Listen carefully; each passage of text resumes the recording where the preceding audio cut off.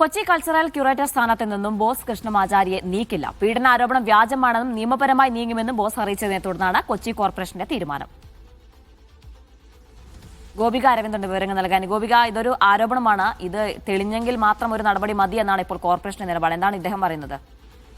അതെ, തീർച്ചയായും. ഇപ്പോൾ ബോസ് കൃഷ്ണാചാരി കഴിഞ്ഞ മാസമായിരുന്നു ഇത്തരത്തിൽ ഒരു ആരോപണത്തെ തുടർന്ന് രാജിവെച്ചിരുന്നത്. എന്നാൽ കഴിഞ്ഞ കുറച്ച് ദിവസങ്ങൾക്ക് മുൻപായിരുന്നു കൊച്ചി കൾച്ചറൽ ക്യൂറേറ്റർ സ്ഥാനത്തേക്ക് ബോസ് കൃഷ്ണാചാരിയെ കൊച്ചി കോർപ്പറേഷൻ നിയമിച്ചത്. ഇതുമായി ബന്ധപ്പെട്ട് ഇപ്പോൾ തിടുക്കത്തിൽ ഒരു സ്ഥാനത്ത് നിന്ന് നീക്കേണ്ട ആവശ്യകത ഇല്ലെന്നാണ് ഇപ്പോൾ മേയർ വ്യക്തമാക്കുന്നത്. അതായത് ഈ ആരോപണം വന്ന ഉടൻ തന്നെ ഇതുമായി നടപടിയെടുക്കേണ്ട എന്നാണ് ഇപ്പോൾ കൊച്ചി കോർപ്പറേഷൻ തീരുമാനമെടുത്തിരിക്കുന്നത്.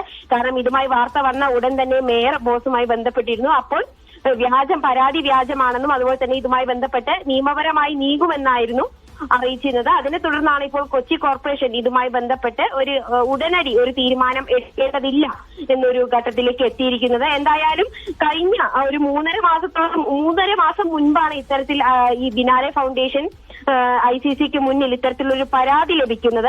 അപ്പോൾ ഇതുവരെയും ഇത് പോലീസിന് കൈമാറിക്കോ മറ്റു നിയമ നടപടികൾക്കോ പോയിട്ടില്ല ബിനാലെ ഫൗണ്ടേഷൻ. അപ്പൊ ഈ വാർത്ത പുറത്തു വന്നതോടുകൂടി പരാതി തിടുക്കത്തിൽ പോലീസിന് കൈമാറാനുള്ള ഒരു നീക്കവും ബിനാലെ ഫൗണ്ടേഷന്റെ ഭാഗത്തുനിന്നും ഉണ്ടാകുന്നുണ്ടെന്നാണ് വരുന്ന സൂചനകൾ. കാരണം ഇത്തരത്തിലുള്ള ഈ ജനുവരി 3-നായിരുന്നു ഇത്തരത്തിൽ ഈ ICCക്ക് ഇത്തരത്തിലൊരു പരാതി ലഭിക്കുന്നത്. ഇതിനെ തുടർന്ന് ജനുവരി 14-ഓടുകൂടി അദ്ദേഹം ഈ സ്ഥാനത്തുനിന്ന് രാജിവെക്കുകയും എന്നാൽ കുടുംബ പ്രശ്നങ്ങളെ തുടർന്നാണ് അല്ലെങ്കിൽ കുടുംബപരമായിട്ടുള്ള കാരണങ്ങളെ തുടർന്നായിരുന്നു രാജി എന്നാണ് അന്ന് ബോസ് കൃഷ്ണാചാരി വ്യക്തമാക്കിയിരുന്നത്.